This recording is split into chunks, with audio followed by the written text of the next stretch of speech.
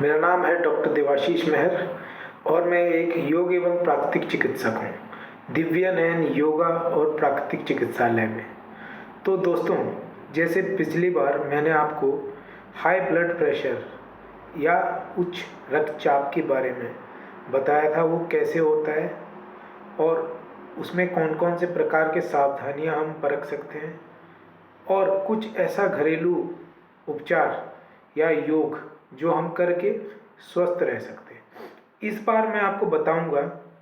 कि हाइपरटेंशन या heart related कोई भी कंडीशन को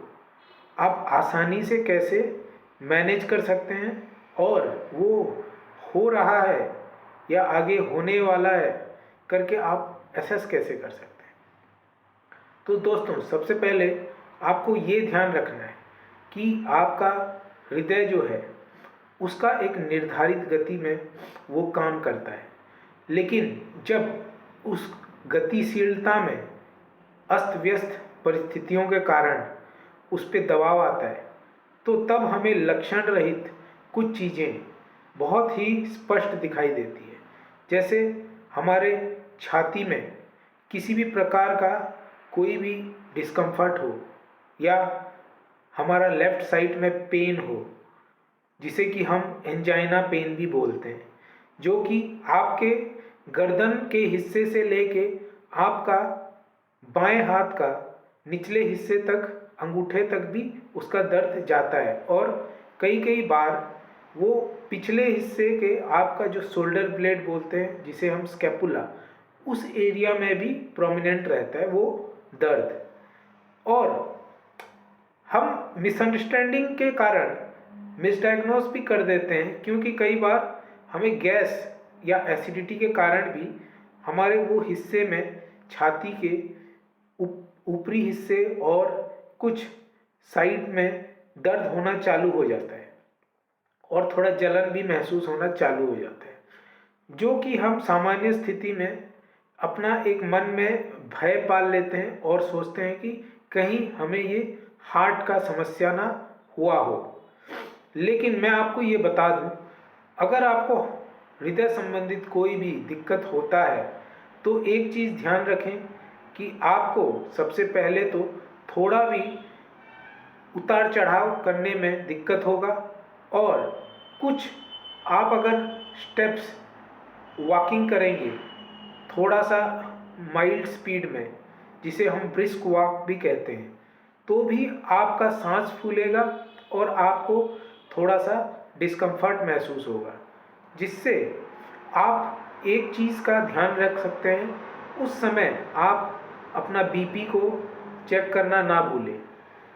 मान लीजिए कई बार क्या होता है, हम रेस्ट नहीं लेके भी निरंतर काम में लगे रहते हैं, तो भी हमारे हार्ट को जितना एक मिनिमम लेवल में कंफर्ट चाहिए, क्योंकि वो 24 आवर्स कंटिन्यूस काम कर रहा है, वो उसको थोड़ा सा स्टेबल करता है। वो रेस्ट का जो पीरियड है वो हार्ट को थोड़ा सा कंफर्टेबल और स्टेबल पोस्चर में वर्क कराने में हेल्प करता है। और दूसरी चीज़, आपका कोई भी साइकोलॉजिकल या इमोशनल इम्बैलेंस होता है, जिसके कारण से आपका कई सारे नकारात्मक विचार भी प्रवेश कर सकते हैं, जिसकी वजह से आपका प्रभाव जो है आपको अपने शरीर में एक नकारात्मक स्थिति में महसूस होगा, जिसका सीधा असर हमारे हृदय को होता है। तो दूसरा, हम ये समझते हैं कि एक तो किसी भी प्रकार का कामकाज अगर हद से ज़्यादा होने लगे तो शारीरिक स्तर में हमें उसका दुष्प्रभाव जो है अपने हृदय में झेलना पड़ता है। दूसरा, मानसिक या आपका कोई भी जज्बातिक स्थिति, इमोशनल स्टेट जिसे कहते हैं, वो अगर आपका हृदय में दुष्प्रभाव क्रिएट करता है तो भी आपका दिक्कत बढ़ सकता है। तीसरा, आप किसी भी प्रकार का ज़्यादा तला हुआ चीज़ या मसालेदार चीज़ या नमकीन चीज़, इनमें से कोई भी पदार्थ या कोई भी फैट संबंधित पदार्थ जो आप लेते हैं, अपने डेली रूटीन में। इस तरह के किसी भी पदार्थ से ये ध्यान रखिए कि आपका कोलेस्ट्रॉल का बढ़ने का संभावना जो है बहुत ही ज़्यादा रहता है। और तीसरा क्या होगा, अगर मान लीजिए आपका कैल्शियम प्रॉपरली यूज़ नहीं कर पा रहा है आपका बॉडी, तो उसमें भी आपका आर्टरीज में अनवांटेड डिपोजिशन कैल्शियम का होना शुरू हो जाता है, जिसे कि हम एरिथ्रोस्क्लेरोटिक प्लेग भी कहते हैं या कैल्सिफिकेशन ऑफ आर्टरी भी कहते हैं, जिसके होने पे हमें विभिन्न प्रकार का दवाइयाँ भी दिया जाता है, जैसे कैल्शियम चैनल ब्लॉकर्स, एम्लोडिपाइन जिसे कहते हैं। और उसकी वजह से हमारे हृदय में सही मात्रा में रक्त संचार ना होने के कारण से हमारे हृदय का जो एक निर्धारित रूप से एक कार्य क्षमता होता है वो धीरे धीरे करके कम होने लगता है, क्षीण होने लगता है, जिसकी वजह से हमें कई प्रकार के लक्षण आगे चल के देखने को मिलते हैं। तो नेक्स्ट हम जो चीज़ पे फोकस करेंगे, ये सब चीज़ों को रोकना कैसे है। जैसे पिछले बार भी मैंने बताया था कि हॉट फुट बाथ, आप अपने शरीर का एक तापमान जितना भी आप उस स्थिति में सहन कर सकते हैं, उतना गर्म तापमान का एक बकेट में, बाल्टी में पानी को फिल कर दें, भर दें उसे, और अपने घुटने से नीचे हिस्से को सही ढंग से डुबो के रखें। उसमें चाहिए तो आप इप्सम सॉल्ट नाम का एक सॉल्ट आता है, जो मतलब आपके निचले हिस्से में रक्त संचार को बढ़ाने में सहयोग करता है, जो बीपी के कारण प्रॉपर चैनल में फ्लो हो के आपका पेरिफेरी में वो पहुंच नहीं पाता, जिसकी वजह से भी पैरों में दर्द, थोड़ा अकड़न, सूजन, इस तरह का कई समस्या रहता है। और हमारा सर जो भारी रहता है या कई बार हमें थोड़ा सा चक्कर आने जैसे महसूस होता है, या और किसी भी प्रकार का असंतुलन जो बीपी बढ़ जाने के कारण आपका रक्त संचार जो आवश्यक से अधिक होने लगता है आपके सेंट्रल पोर्शन पे, आपके हेड पोर्शन पे, वो भी सर पे ठंडा तौलिया दे के उस रक्त का चाप को जो है मैनेज किया जा सकता है, जिससे कि आपके हार्ट में लोड जो है मैनेज हो सके और उसका एक सर्कुलेटिंग एक्टिविटी इम्प्रूव हो सके, जिससे कि आपका इजेक्शन फ्रैक्शन, जो कि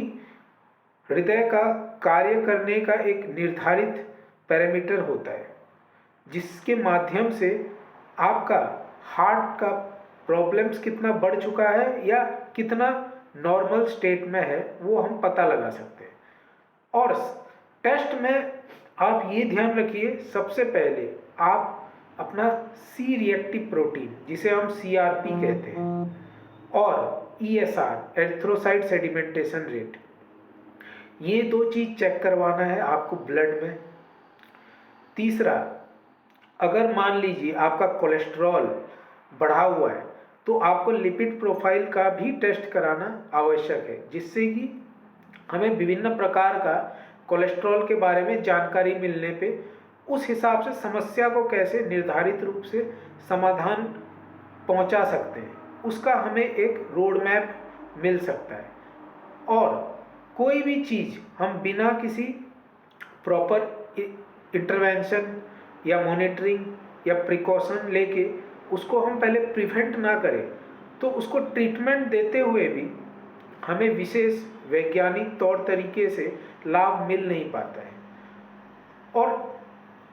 अगला स्टेप जो आप कर सकते हैं, आप अपना खाना को संतुलित आहार के रूप में जो है ग्रहण कर सकते हैं। संतुलित आहार मतलब जैसे कि मान लीजिए आपका शरीर का वजन है 60 किलो, तो उस हिसाब से आपको जो है एक कैलकुलेशन में खाना को ग्रहण करना पड़ेगा। कुछ भी कभी भी किसी भी क्वांटिटी में आप नहीं ले सकते। जैसे आपका वजन के अनुसार 60 किलो इंटू 10 600 ग्राम आपको फल लेना है 12 बजे से पहले। फल में 3-4 वैरायटी के अन्य अन्य फलों के कैटेगरी हो सकते हैं, जैसे कि आपके सेब हुए, नाशपाती, पपीता, या आपका संतरा, मौसम्बी, तरबूज, खरबूज, जो भी आपका सीजनल अवेलेबल है आप वो 600 ग्राम्स 60 किलो के इंडिविजुअल का वेट के अकॉर्डिंग ले सकते हैं 12 बजे से पहले। और दोपहर 12 बजे के बाद आपका शरीर का वजन 60 किलो के अनुसार आप उसको जो है इंटू 5 कर दीजिए, तो 300 ग्राम आपको जो है वेजिटेबल सलाद के फॉर्म में या स्टीम करके 3 से 4 वैरायटी का वेजिटेबल लेना है। और अगर उसी हिसाब से वो लेने के बाद आपको 1-1.5-2 घंटे के अंतराल अगर भूख लगता है तो आप सामान्य रूप से जैसे रोटी, दाल, चावल, सब्जी ये सब लेते हैं, आप अपना भूख अनुसार उसे ग्रहण कर सकते हैं। नेक्स्ट स्टेप यह आ गया कि शाम का भी रूटीन आप दोपहर का जैसे खाना खाने से पहले सलाद या कोई भी उबला हुआ सब्जी 300 ग्राम के हिसाब से लिए हैं, वैसे ही आपको शाम को भी लेना है। आपको करीबन 6 से 7 बजे के अंदर वो लेके समाप्त करना है। और उसके बाद अगर मान लीजिए 8 बजे के अंदर मैक्सिमम आपको अगर डिनर करना भी है भूख के अनुसार, तो आप दाल, चावल, रोटी उस हिसाब से ले सकते हैं। और यह ध्यान रखिए, अगर किसी को गैस या एसिडिटी संबंधित प्रॉब्लम्स आ रहे हैं तो उसमें आपको दूध या दूध का कोई भी पदार्थ ज़्यादा मात्रा में ग्रहण नहीं करना है और गर्म स्थिति में ग्रहण करना ही नहीं है। आप उसे ठंडा करके सिप बाय सिप पी सकते हैं और आधा ग्लास से ज़्यादा पीना नहीं है, क्योंकि वो गैस एसिडिटी को आपका दूध या दूध का कोई भी पदार्थ बढ़ाने में जो है वो बहुत रोल प्ले करता है। और एक बार ये समस्या अभी बढ़ जाता है तो हमें लगता है कि हमारा हार्ट का कॉम्प्लिकेशन जो है और ज़्यादा हो रहा है या आगे चल के हो जाएगा। तो नेक्स्ट आप कोल्ड कंप्रेस या आइस मसाज आपके रीढ़ की हड्डी के ऊपर से लेके नीचे तक उन हिस्सों में कर सकते हैं। जैसे आप कोई भी आइस ले लीजिए और उस हिसाब से आपका जो भी पोर्शन है सर्वाइकल से लेके लंबर तक, आप मतलब ऊपर से नीचे तक उसको धीरे धीरे करके जेंटल मूवमेंट करें और एक कंप्रेस के तरीके से दें। किसी भी कोल्ड कंप्रेस बैग के अंदर वो आइस को डाल के आराम आराम से सेकाई करें, या डायरेक्ट आइस को कोई भी प्रकार से रैप करके उसको भी रीढ़ की हड्डी में या उस पोर्शन में आप जो है मूवमेंट करके 15 से 20 मिनट दे सकते हैं। तो इससे क्या होता है, आपका जो एक नर्व एक्टिविटी है वो हाइपर एक्टिव स्टेट में बीपी के कारण जो प्रोग्रेसिवली वर्क कर रहा है वो थोड़ा सा ट्रैंकुलाइज हो जाएगा, थोड़ा सा रिलैक्स हो जाएगा और प्रॉपर चैनल में काम वे में वो जो है काम करना स्टार्ट करेगा। जैसे मान लीजिए किसी का बीपी आवश्यक से अधिक बढ़ा हुआ रहता है, किसी भी माहौल में अगर वो स्थिति रहे तो उसको जो है चिड़चिड़ापन, गुस्सा, उस टाइप का फीलिंग आता है, क्योंकि उसको उस वक्त समझ में नहीं आते वो जो स्थिति को फेस कर रहा है अपना बीपी बढ़ने के कारण, उस समय उसको कैसे कंट्रोल किया जाए उसका परिस्थिति के अनुसार उसे समझ में नहीं आता। तो उसमें आपको ये कुछ चीज़ें जो मैंने बताया वो करना है। और एक सबसे बेस्ट, खाने में आप जितना हो सके मतलब ब्लड थिनर का जो हम इकोस्प्रिन के फॉर्म में एलोपैथी में देते हैं, उसके अलावा आप नेचुरल फॉर्म में लहसुन का 2 कली ले सकते हैं। किसी को एसिडिटी है तो भिगो के उसको ले सकते हैं छिलका को छीलने के बाद। और वैसे ही आप अदरक को भी, सूखे अदरक को भी अपने मुंह में रख के कुछ उसका रस जो है हल्का हल्का ले सकते हैं। उससे भी आपका खून को जो है एक सही आकार मिलेगा और आपका हृदय की गति निरंतर जो है स्थायी रहेगा। जो मतलब खून के गहरापन के कारण, गाढ़ापन के कारण वो हार्ट को जो है लोड और प्रेशर जो है अधिक मात्रा में देना पड़ता है, जिससे कि हार्ट का मसल में उसका इनडायरेक्ट इफेक्ट होता है। और नेक्स्ट जो आ गया आपका आयुर्वेदिक उपचार में, आप हृदय बस्ती करके हमारे यहाँ दिया जाता है, जिसमें हम आटे का एक गोल आकार बना के आपका चेस्ट पोर्शन में हार्ट का वो पर्टिकुलर एरिया में रख के अपना हर्बल ऑयल से थोड़ा हल्का हल्का गर्म करते हुए उसको जो है पोर करते हैं उस हिस्से में, जिससे कि वो उसको रिलैक्स करके हार्ट का फंक्शन को और उसका जो स्ट्रक्चरल एक्टिविटी हो रहा है उसको वो शांत करता है और उस तरह से उसको वो निर्धारित दिशा में एक सही मायने में रिलीफ प्रोवाइड करता है। तो ऐसे कई प्रकार के हमारे विभिन्न प्रकार का आयुर्वेदिक और प्राकृतिक इलाज है। और विशेष तरह से प्राणायाम वो आपका इस स्थिति को जो है लंबे समय में मैनेज करता है, बैलेंस करता है और उसके साथ साथ आपका संभावना को जो है वो कुछ हद तक कंट्रोल करके आपको सेफ रखता है। प्राणायाम में आप अनुलोम विलोम प्राणायाम का अभ्यास भी कर सकते हैं, भ्रामरी प्राणायाम का अभ्यास भी कर सकते हैं, उज्जयी प्राणायाम, उद्गित प्राणायाम, शीतली और शीतकाली प्राणायाम, इन सब का भी अभ्यास आप कर सकते हैं। तो दोस्तों देखिए, आप अपना हृदय का स्वास्थ्य जितना अच्छा रखेंगे, आपका हृदय भी आपको निरंतर अपने जीवन की शैली में एक सही मायने में परिवर्तन लाते हुए आपका स्वास्थ्य को वो हर तरीके से जो है मैनेज करके आपको स्वस्थ रखेगा। क्योंकि वही एक हिस्सा है जो जन्म से लेकर मृत्यु तक निरंतर बिना कोई थके हारे चलता रहता है। तो हमारा कर्तव्य ये बनता है कि उसको हम जब भी हमारे टाइमिंग अकॉर्डिंग हमको उसको रिलैक्स करने के लिए थोड़ा एनवायरनमेंट प्रोवाइड करना पड़े, तो भी हम उसको वो संतुलित पर्यावरण या वातावरण जो है प्रोवाइड करना उचित है, आवश्यक है। तो आगे और भी बहुत सारे चीज़ें हैं, अपने हृदय को कैसे ठीक रख सकते हैं, उसको कैसे मैनेज कर सकते हैं, उसको कैसे प्रिवेंट कर सकते हैं, प्रोमोट कर सकते हैं और इम्प्रोवाइज़ कर सकते हैं उसका फंक्शन को, और डिफरेंट न्यूट्रिशन को उसके माध्यम से सर्कुलेट करके डिफरेंट पार्ट्स में कैसे पहुंचा के हम उसे ऑक्सीजन प्रोवाइड करवा सकते हैं, ग्लूकोज प्रोवाइड करवा सकते हैं और भी बहुत सारे एसेंशियल न्यूट्रिएंट्स प्रोवाइड करवा सकते हैं। और उसका अगले सेशन में हम ये डिस्कस करेंगे कि आपका एक जो गट, जो आपका आंत का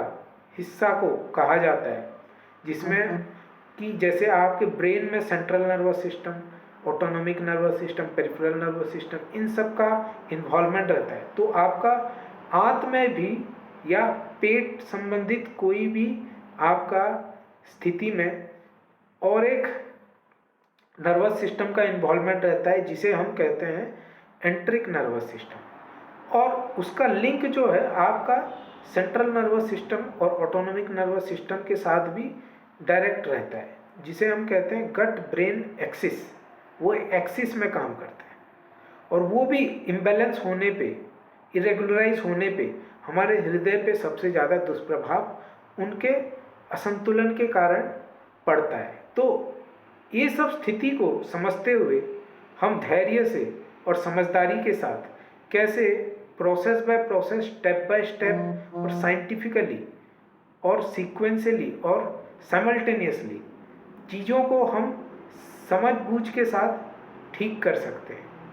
जिससे कि हमें अनावश्यक कोई भी प्रकार का दवाई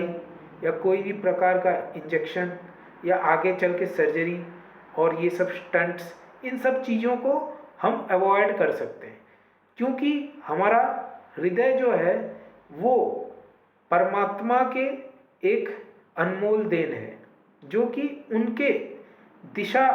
अनुसार निर्धारित होके एक प्राकृतिक मानव शरीर का जो एक प्रक्रिया होना चाहिए, उस हिसाब से उसका कार्य कला जो है आजीवन चलते रहता है, जिसे हमको समझना है, हमको उसका स्थिति को परखना है और हम क्या महसूस करते हैं उसके हिसाब से सामान्य रूप में समझने के बाद हम उसको जो है प्रयोग कर सकते हैं, जिससे कि हमें भरपूर लाभ मिल सकता है और आगे चल के कोई भी प्रकार का अनावश्यक चीज़ों के दुष्प्रभाव से वो असंतुलन को हम टाल सकते हैं और शरीर को आजीवन स्वास्थ्य प्रदान कर सकते हैं। तो इसी के साथ आगे मैं आपको और भी क्लैरिटी देता रहूँगा। मेरे साथ इस वीडियो में अंत तक बने रहने के लिए आप सभी को दिल की गहराई से हृदयपूर्वक बहुत बहुत धन्यवाद।